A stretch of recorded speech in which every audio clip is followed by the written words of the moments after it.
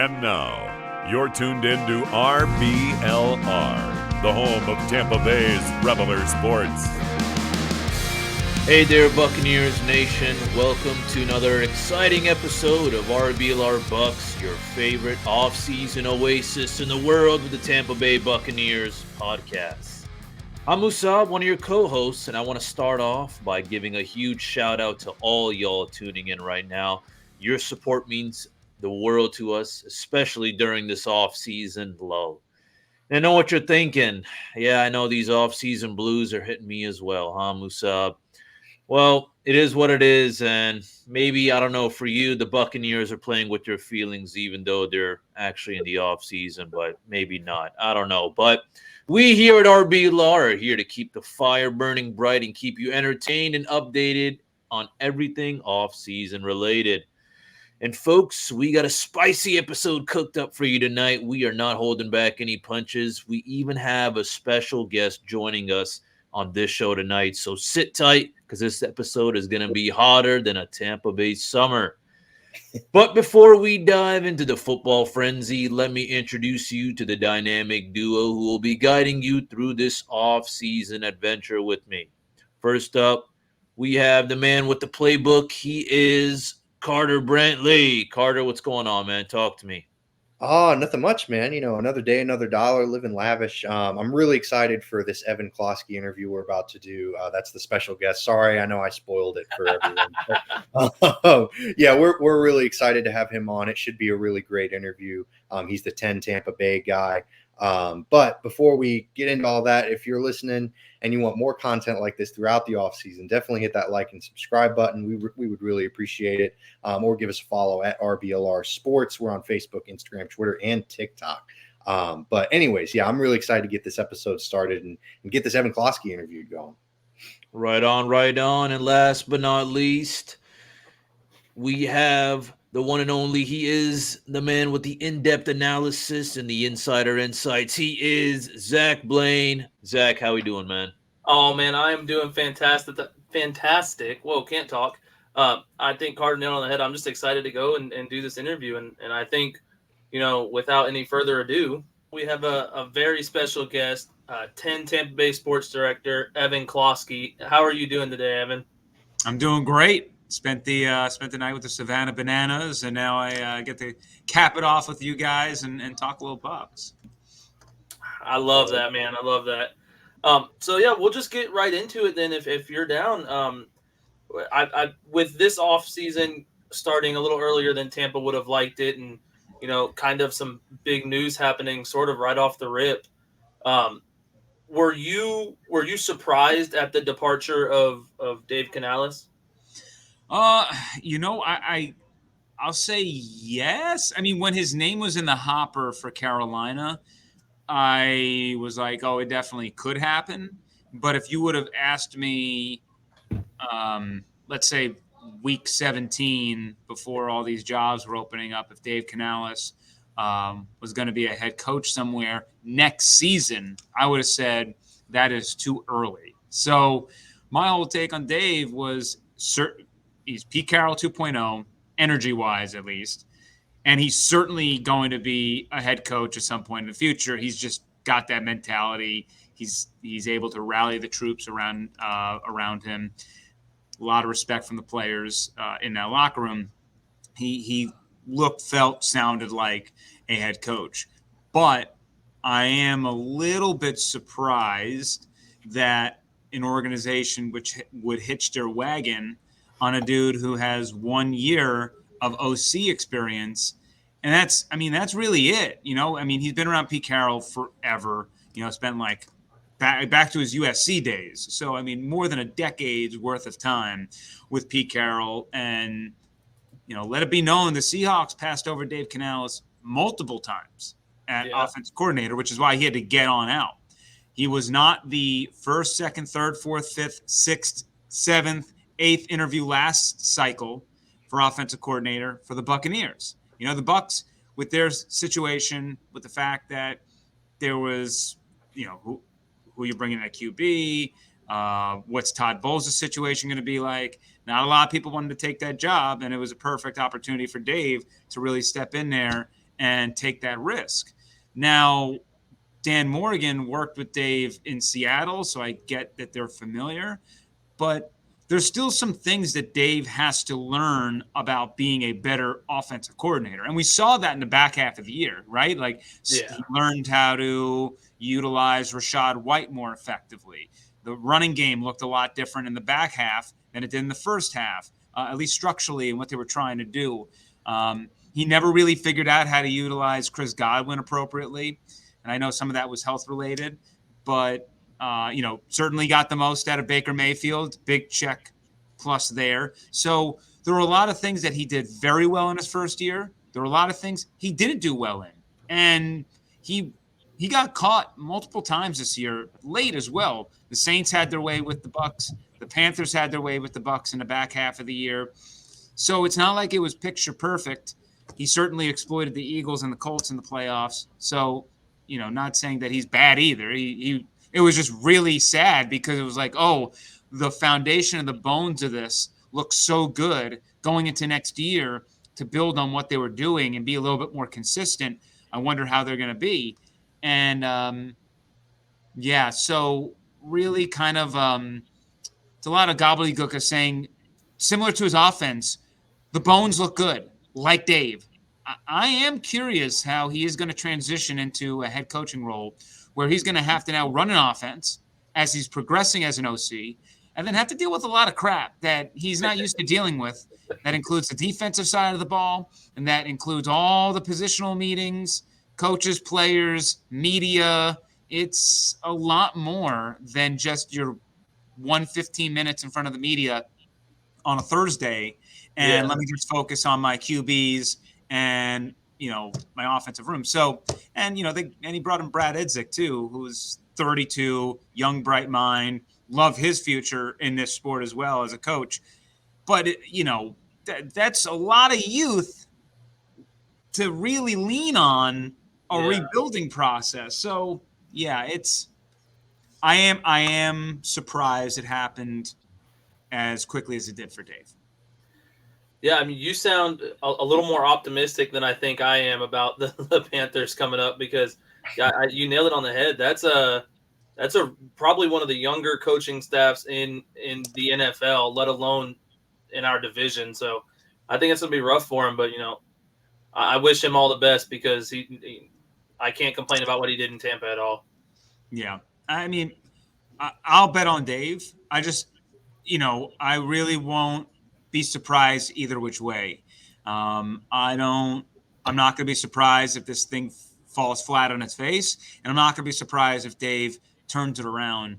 I think the Panthers are going to turn it around quicker than people think. I am wondering if that is sustainable, right? It's going to be one thing to improve on a team that has sucked for so long, because if you get 5 wins, 6 wins, that's a hell of a year. So that is a hell of a progress to dig themselves out of this hole that they built last year, especially considering their draft capital's terrible as well. I mean, they gave up they would have had the first overall pick. So the bar is low. It's going to be hard not to meet it.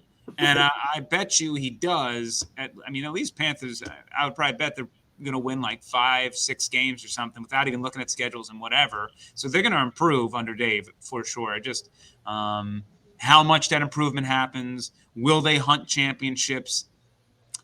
I don't know. That remains to be seen. They do have a hell of a defensive coordinator, and they're going to be – that side of the ball is going to be a problem. Agreed. All right, and then just talking about just surprises and predictions for improvement or not. What were your thoughts about, the Liam Cohen hire? Yeah, I think it's an awesome hire. Entering this cycle, I didn't know how the Buccaneers were gonna get a home run out of it. It was a really tough situation for them. Third OC in as many years. You have Baker entering free agency, Mike entering free agency. There's some question marks there, which, we can get to. And, I'm fairly optimistic on both, but, nothing's done until it's done. And then to get a guy like Liam, who has worked with Baker before, where Baker has said, it is literally the same system that we ran with Dave. A few different words here, but there is not going to be this tough learning curve. It is going to be like, hey, this play is now called this, but it's the same play. You know, I think what in press conference Liam said, Daffy will be deuce or whatever. You know, it's just a different D word. So that is great. I mean, like, I don't. You know, Liam Cohen also is coming in, calling plays for the first time at an NFL level. But my stance on this has been, I feel more confident about the Liam Cohen hire when it was made than the Dave Canales hire that was made last year at that time. So will that work out for the Buccaneers? Do I know what Liam Cohen's system is going to work with, how he's going to be able to adjust to NFL defensive coordinators? I certainly love the fact he falls off the old Sean McVay tree. And, you know, he worked with Sean Waldron, who worked in Seattle, who worked with Dave Canales. A lot of similarities there. And he also was somebody who was in consideration for the Chicago job, which Shane Waldron got as well. So overall, I think that Liam Cohen was probably the best name floated out there in a cycle to me, the one I felt the most comfortable with, and the fact that they were able to get him, I think was a pretty substantial win, considering they had to search for something very particular to fit into what Baker likes, because it's very obvious by the choices that they brought in the cycle in the 8 or so interviews. Most of them had a connection to this type of style or to Baker himself. You have no idea how happy that makes me. Yeah, Zach's the biggest Baker Mayfield fan, I think. I like how people coming around on Baker. You know, I was banging the Baker drum all year and was getting crap for it in the middle of the season. Both these guys all over me all year for it. It's one of those. Yeah, no, I was just gonna say. I mean, it's one of those things where it's just you gotta have the appropriate gate. Like, the thing is, the Bucs need to fulfill some holes, right? They need to. The quarterback this season was not a top 5 issue for me. Now, if we want to fill some of these holes and then get to a discussion where Baker Mayfield's actively losing you games, and you're like, I don't think we can win a Super Bowl with this guy. Yeah, we can have that discussion. And that might be the discussion we have in a couple of years, is like, okay, this was fixed. Baker, no excuses. Get the job done or you're out, right? We can get there. But right now, like, in the cards that he was dealt this year and what he was playing under financially, you don't get much better than what he was doing. So, like, keeping it in perspective, he not only earned my respect on the field, but he also earned the respect of his teammates in the locker room. And more so than what Baker did on the field, Jason Light and company, everybody in that building, they fell in love with Baker, period. Like, just how he operated and how he was able to kind of keep this team together and the gravitational pull he has. He is an infectious personality, always has been, but I think he's always got a bad rap in the past because he's kind of used that. He's been very transparent with his feelings and emotions, doesn't hold back. He's willing to be your villain at times. He's ready to, talk crap if he has to. But, I think he's playing a more I think he's grown up. He's grown up a little bit. The things that I used to do when I was 21 and 22 are not the things, I do now. And he's about to be a father. People forget that, humans are not like these stagnant individuals who stay one way over the course of their life. He humbled himself real quickly in this league. And certainly his departure from Cleveland, whatever happened in Carolina, into the opportunity in LA and coming here, there was, as he likes to say, he was having fun again playing, and the building, certainly Dave was a part of that, and that all played into his infatuation for the organization and for the city, which he plans to put down roots a little bit and be here a while. We'll see. So speaking of that, putting down roots, he's kind of got a big decision coming up. Obviously, he's a free agent. How do you think this Liam Cohen hire impacted that decision? You think it helped it? I mean, I don't see it hurting it, but how do you think it impacted his decision in regards to free agency? For him, he says it's step one, right? They had to figure out the offensive coordinator situation. The fact that Jason Light and company were texting him about like, hey, do you like this guy? What are your thoughts on him? What was the, not necessarily saying, hey, who do you want us to bring in for an OC? They were doing all that. It was just more of like, Alex Van Pelt, what was your time like with him in Cleveland? What are your thoughts? And he said for the first time ever, an organization was checking in with me about my thoughts on somebody and how I'm going to work with them potentially. They wanted to get a gauge for it.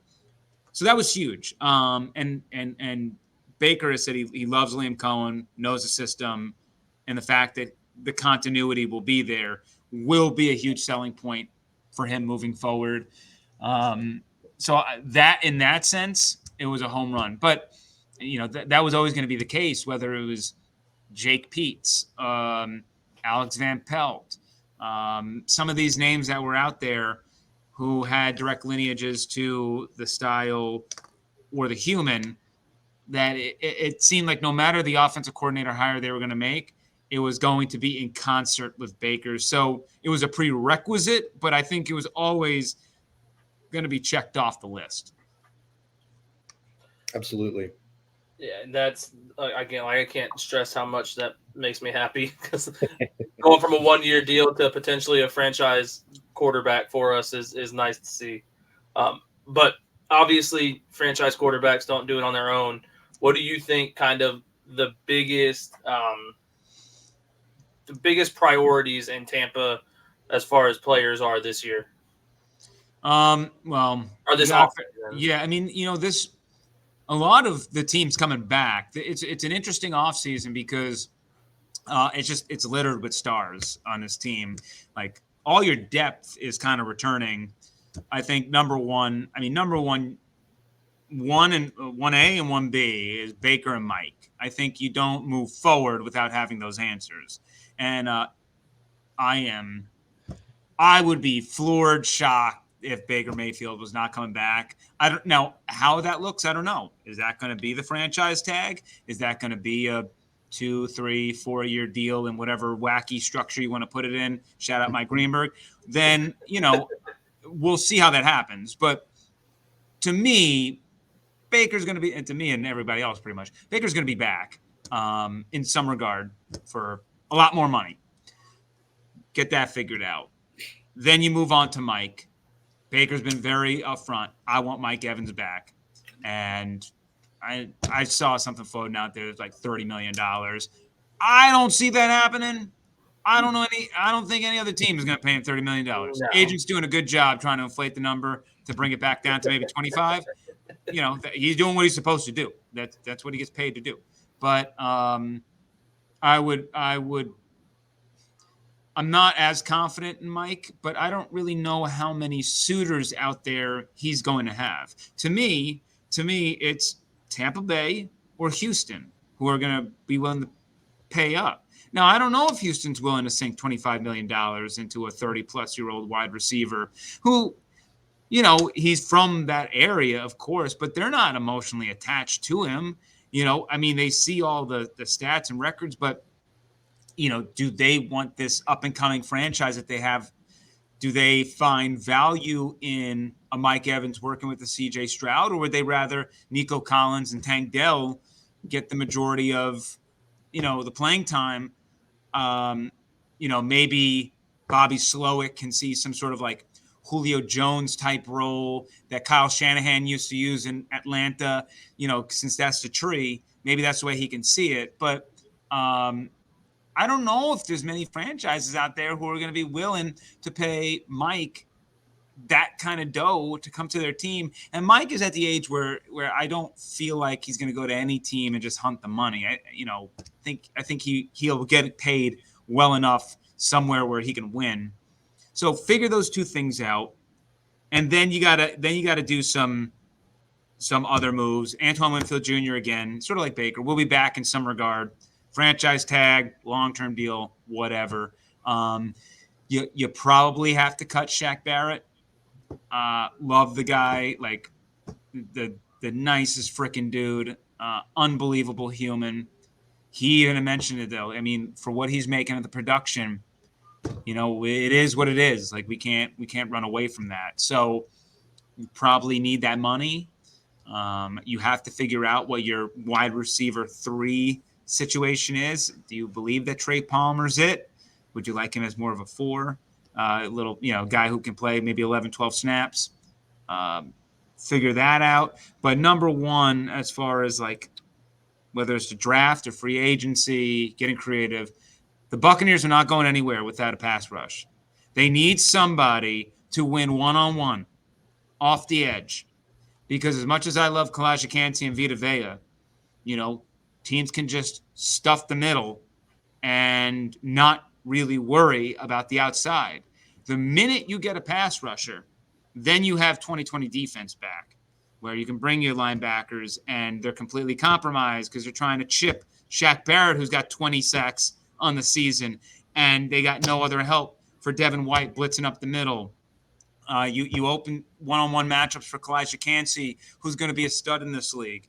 Then you allow Vita Vea to just eat his double teams and continue doing what he's doing. He doesn't have to really – I don't need sacks from Vita in a perfect situation. I need him just to eat the double team, stop the run, let everyone else do the work. So that's like his job, and he's been doing more than that.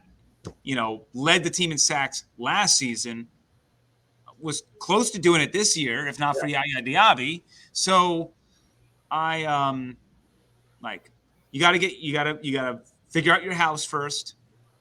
And then when it comes to just overall needs, pass rushers 1. And then there's just a lot of depth things. Linebacker, they need another safety. As I mentioned before, they need another wide receiver. They need a guard or a center, however they want to play it. And they probably need a tight end because Cade Otton can't be playing 100% of snaps. He gets crapped on for his blocking, but he's out there 100% to 97% of the snaps. Yeah, I don't think every rep's going to look the same when you're pulling and you're blocking these behemoths of humans. And not to mention he's catching balls and running for routes too. Travis Kelce does not play 100% of routes, or 100% of plays.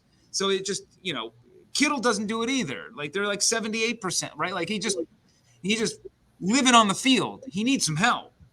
So to me, there's a lot of these and that goes back to our Baker discussion. Like figure out this stuff because without this stuff being fixed, QB ain't gonna matter. So that's just the truth. Yeah, absolutely. I'm right there with you, and I think this kind of is a good transition for my kind of question. I mean, you mentioned already, who should stay and who the Bucs are most likely to kind of keep. But I mean, overall, you think this team wants to kind of get younger and keep on kind of building, or do you think maybe we're going to try to get back a lot of those pending free agents and see what we can do this next year? I mean, something with Jason Light, which he's always done. He likes to stay in-house. I mean, the Bucs are one of the top teams in the league, having guys play who they drafted. You talking about it like, I don't know if Carlton Davis will be back. Are you going to need that money? I love Carlton Davis. I think that's they're probably going to draft in the secondary again anyway. But my issues with Carlton Davis outside of that Texans game have nothing to do with what he does on the field. It's the fact that he's not on the field all the time. And that's, so that's, I mean, you can really book every season. Carlton Davis is going to miss 4 to 5 games. So it's just like, that's just his career. And then you have to say, is it worth paying Carlton Davis that kind of money to miss, 20% of the season? So consistently. So that's that. But I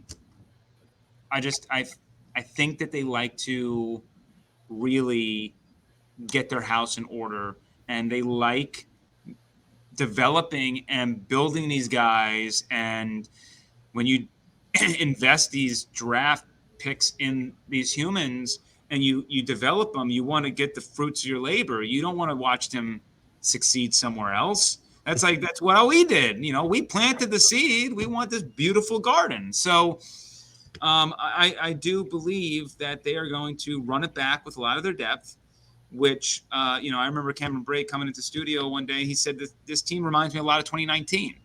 Just a lot of the bones are there. A, need a little bit more experience. B, need to tinker a little bit.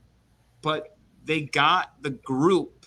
It's just they don't have the right combination. So, they have to – they're like – their core guy, like, to me, it's a no-brainer to bring back Baker, Mike, Antoine. Like, and Devin's gone. I mean, he's just going to go.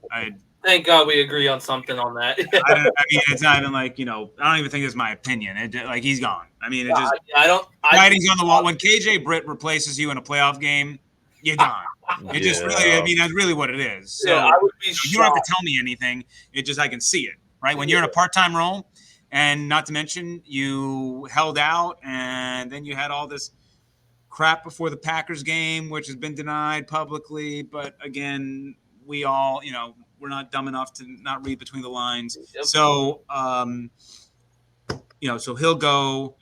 I don't think that the Buccaneers are desperate to draft a linebacker. I think it'd be great if they did it. I think that they could rock into 2024 with KJ Britt alongside Levante David, who I haven't mentioned because I don't think that's a Bucs decision. I think it's a Levante decision. 100%. If Levante wants to come back, he's back. He's officially under the Rondé Barber situation. Where Rondé, it was at the end of his career, it was like, you want in? Here's your 1-year deal. You want out? Thank you. We'll see you in the Ring of Honor. We'll see you in the Hall of Fame. We'll wear our caps. We'll have fun at Canton. So,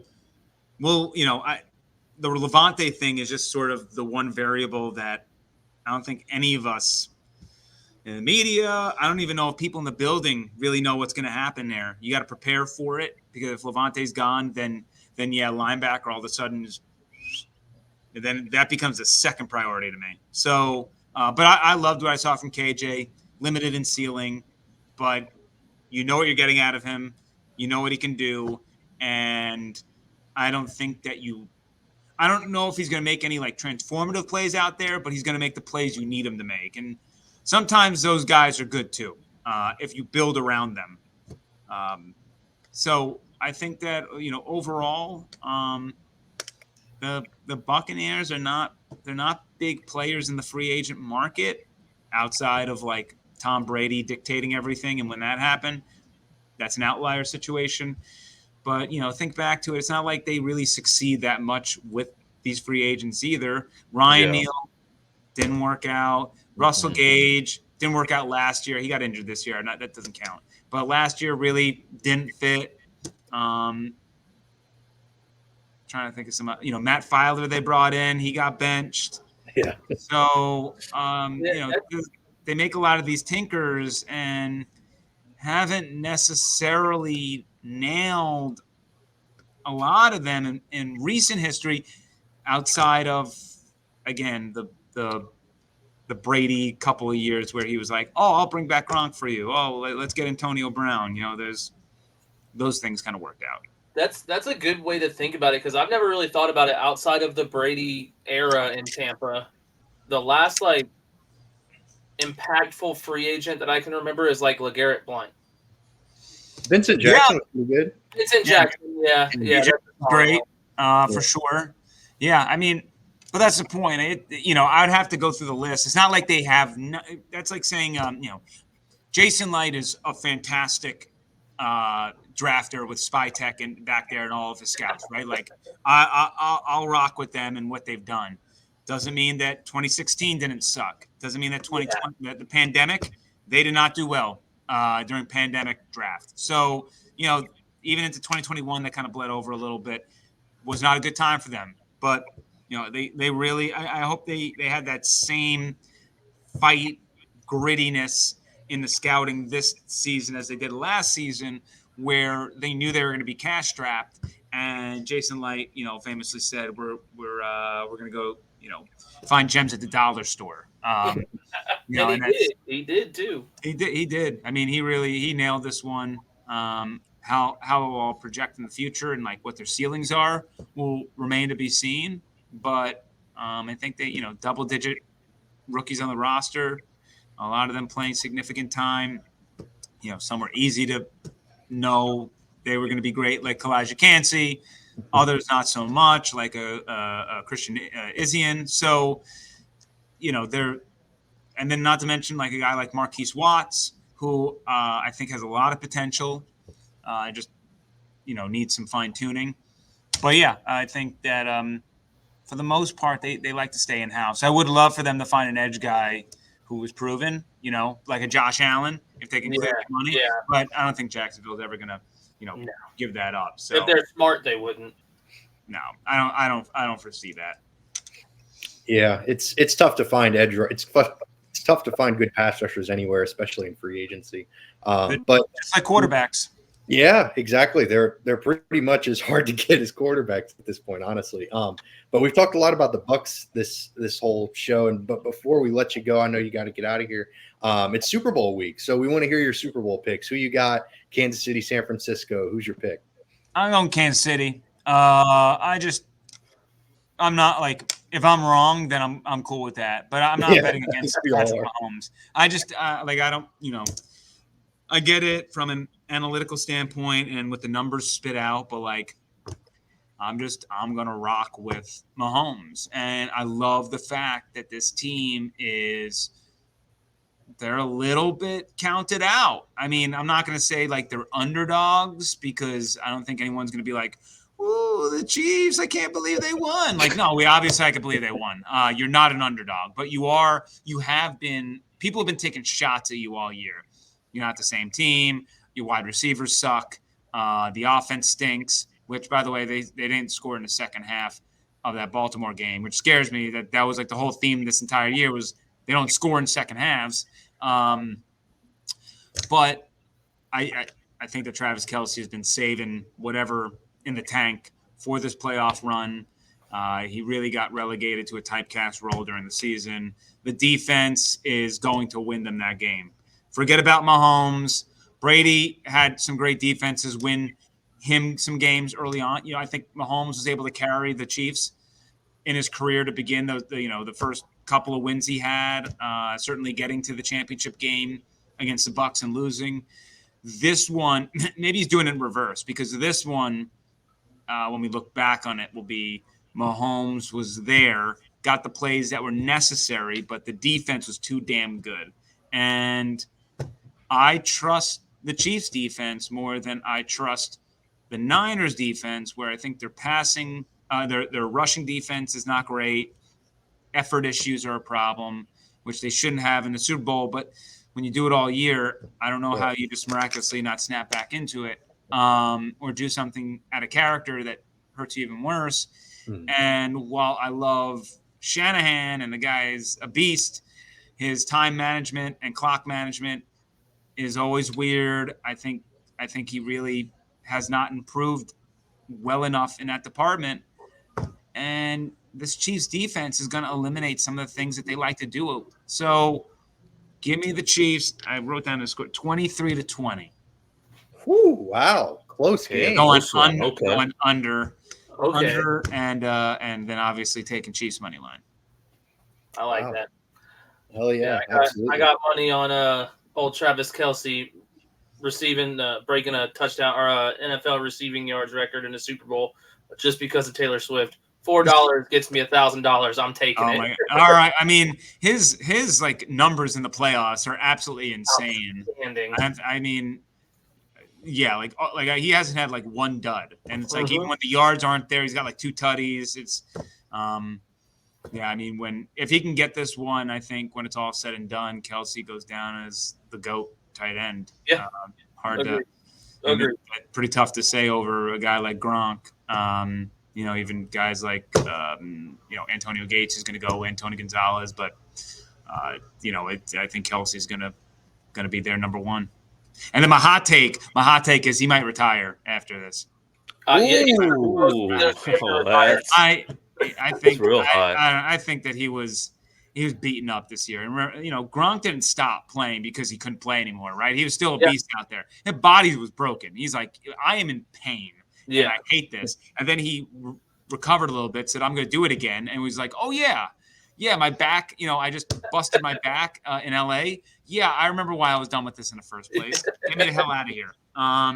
So that's there's a part of me that thinks the Kelsey brothers are going to walk off in the sunset together. But, they have to win this. I think I also think Andy Reid can be done. So I'm like, there's a lot of things out there that I'm very curious if the Chiefs win, what the ripple effect of that is.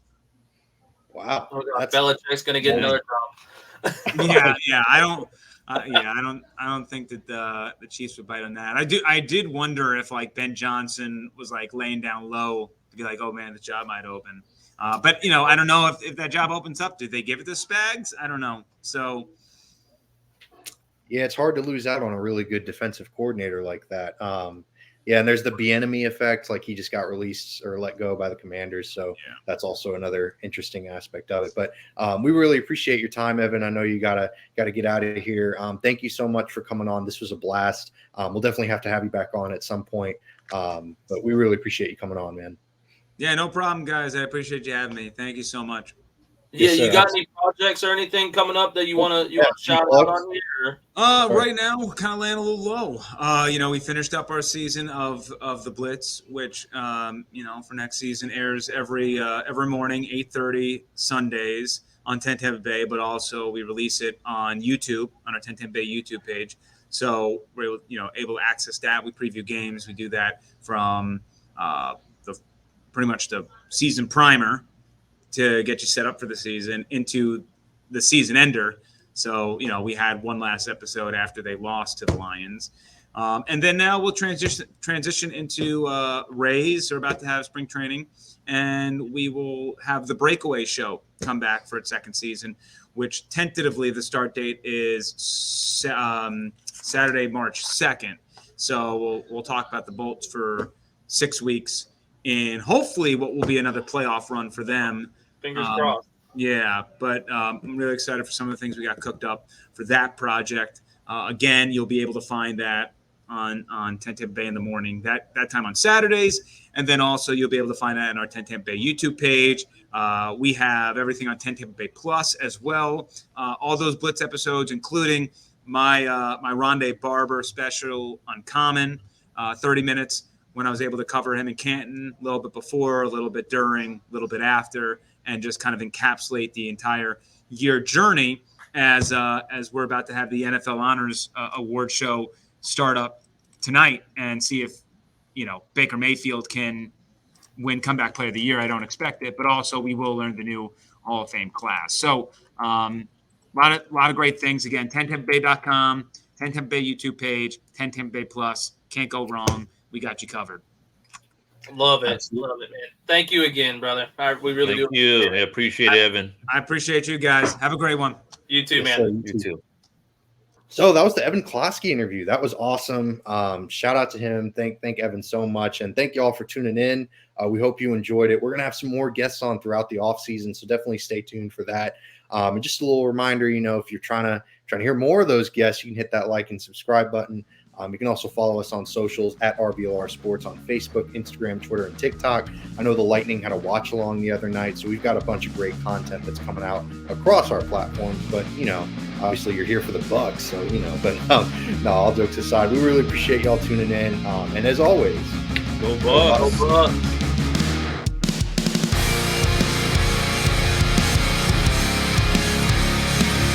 Thank you for tuning into this presentation by RBLR Sports. On your way out of the stadium, please remember to like and subscribe.